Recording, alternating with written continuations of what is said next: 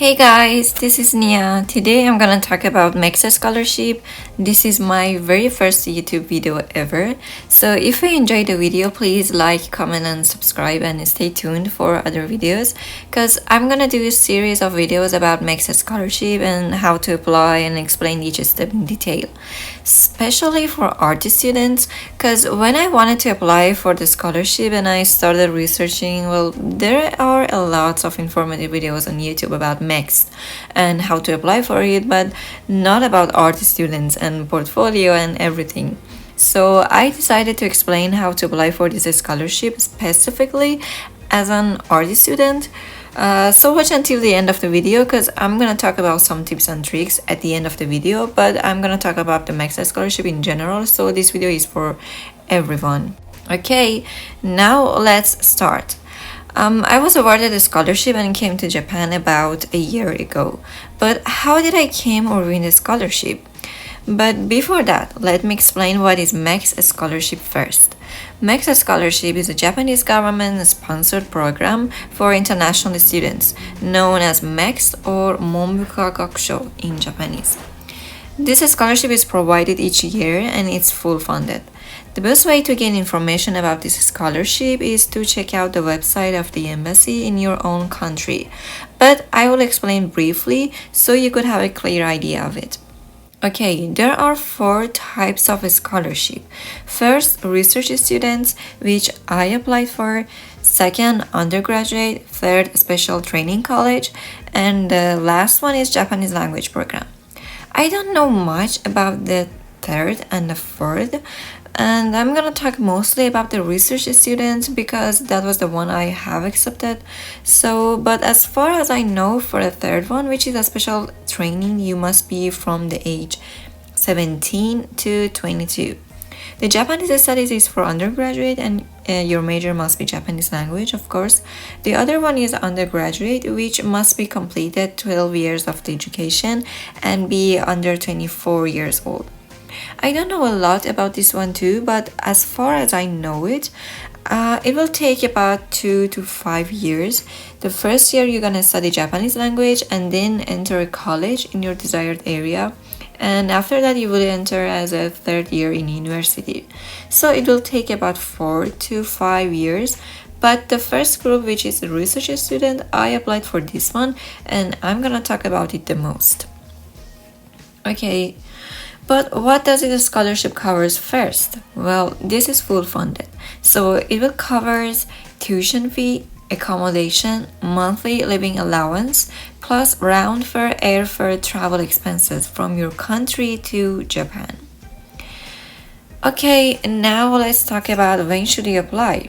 Well, there are 2 ways to apply for actually. The embassy recommendation and the university recommendation. But I will talk about the embassy recommendation. I'm not sure about all countries, but somehow for my country there is only embassy recommendation. Of course I can apply through university's recommendation too, but there is not like a general official announcement as a university recommendation, and it happens only once in a year, not twice. I guess it has to do something with number of applicants, but I'm not sure. However, the embassy recommendation is in April most of the times. There might be some delay like last year due to COVID-19, but check the website definitely around April. So let's move on to eligibility criteria. First, what is the required language? Well, good news, it's English. Yes, not Japanese. However, there is a side note about this one for art students.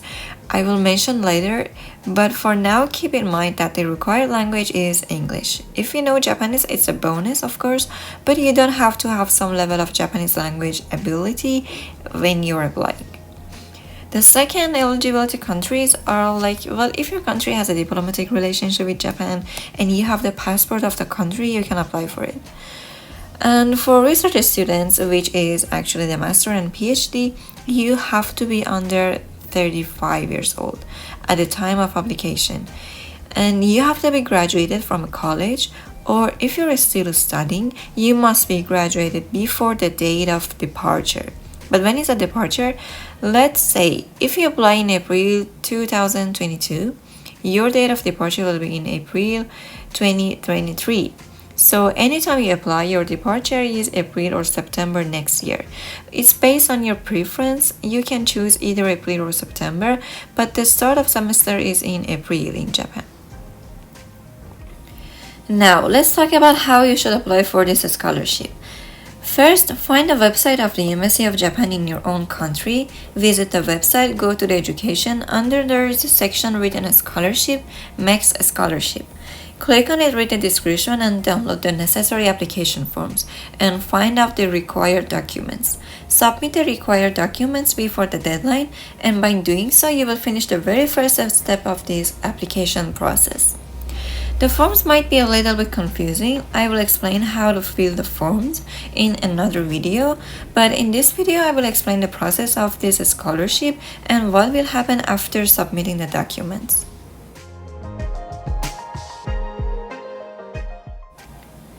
If I want to summarize, there are 3 main steps. Some people call it 2, but I rather call it 3. The first step is done all through the embassy.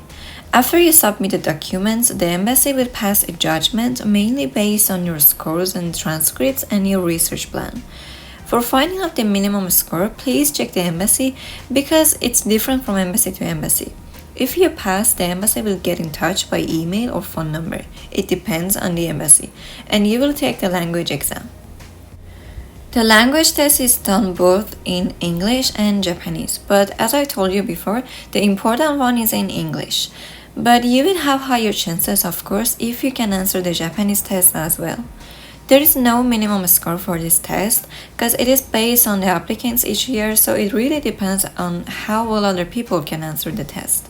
If you pass the exam too, the embassy will invite you for the interview.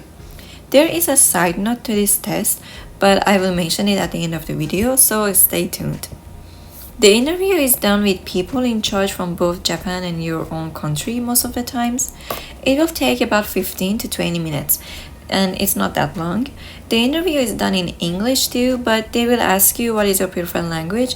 But if you're applying for the Japanese language, of course it will be done in Japanese. But for the rest of the people, it's in English. And most of the questions are around your research plan and your reasons of studying in Japan. I will explain this in another video in detail if you like, so please let me know in comments if you do. After the interview, the embassy will announce the result, and if you pass, you will receive a document that says Certificate of the First Screening Pass. By this time, you have finished the first step. Congratulations! As a timeline, it's almost by July, I guess, and the second step starts in August. Wish you have some time in August to apply for the universities. You have to get in touch with your desired universities and send them the necessary documents with the certificate of the first screening pass. You can apply for as much as you want, but the universities have some time until September to hand you the letter of the acceptance. You can receive multiple acceptance letters, but you have to choose 3 out of all of them and write them down based on your priority on a form that embassy asks you to fill. This is the second step, and then the embassy will send the document to the Mext, and the third step starts. The third step is all about government and Mext consulting with your desired universities and passing the last judgment. So it actually has nothing to do with you, and you can rest and wait for the announcement. The final result is announced in February, and after that the process of applying visa and buying your ticket starts, and you should pack up and get ready for the new journey. Okay, this is the process of applying for Mext Scholarship, which takes about a year. I hope now you have more clear image, and comment down your questions in comment section and let me know which are the parts you're most confused about and want me to explain more. Now let's move on to the tips and the side notes, as I promised. My first side note starts with the last step. It was believed that if you pass the first 2 steps of this procedure, you have already won the final scholarship, and the third step is more like official. But something happened in these few years, and there were applicants who were rejected in the last screen. Even though they had already passed the first two and they had the letter of acceptance from the universities, and nobody unfortunately knows the reason why, and they never explain, and it is not clear why this happened lately. But don't worry, because it doesn't happen that often, and it's only about 2 or 3 people from all over the world. At the time I applied, there were 2 people who got rejected on the third step, and it was very shocking and heartbreaking because it was almost a year and they had put a lot of time and effort on this scholarship, and we never understood the reason why. So my advice for you is, if you can, apply for other scholarship as well, because it's better not to put all of your eggs in one basket. Next tip is in continuous of the last. The embassy told us that some of the people who were rejected in the past years were from the people who didn't answer the Japanese language test at all. I told you that the most important one is the English test, and if you can answer the Japanese too, it's a bonus. However, even if you don't know anything in Japanese at all, it is recommended to write anything you can or just answer randomly. But I have to mention that even though the embassy told us to do so, but from the year that I applied, the people who were rejected, they had answered the Japanese test already because we were told so. So I guess it doesn't really apply to this one, but again, it's better to answer rather than not. The other 2 tips is for art applicants. Well, it's about the Japanese language again.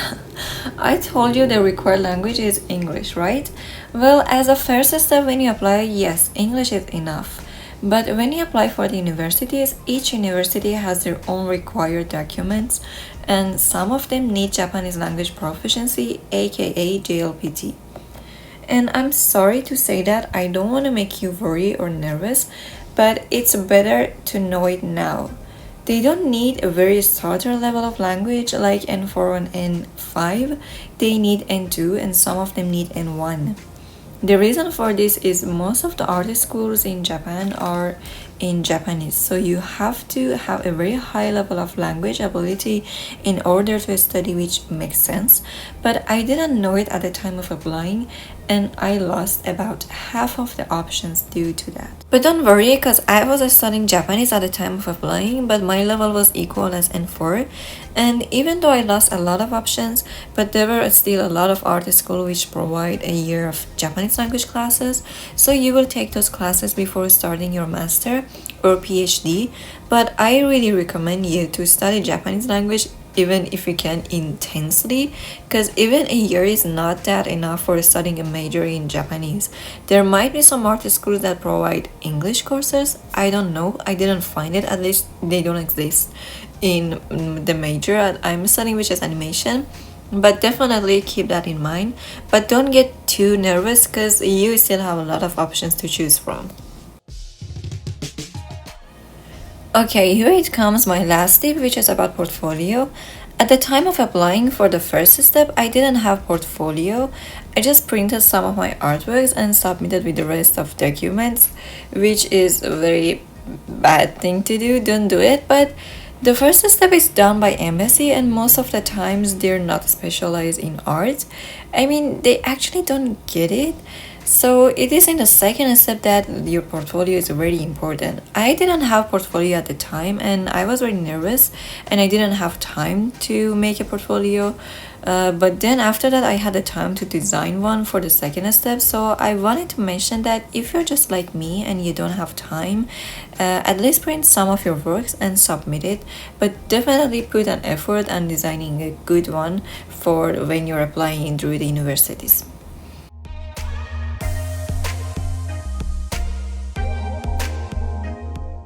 Okay guys, this is all I have for this video. I hope you enjoyed and it was helpful. Don't forget to like, comment and subscribe. There will be other videos about Mext Scholarship and Japan, so subscribe if you're interested, and thank you. Bye!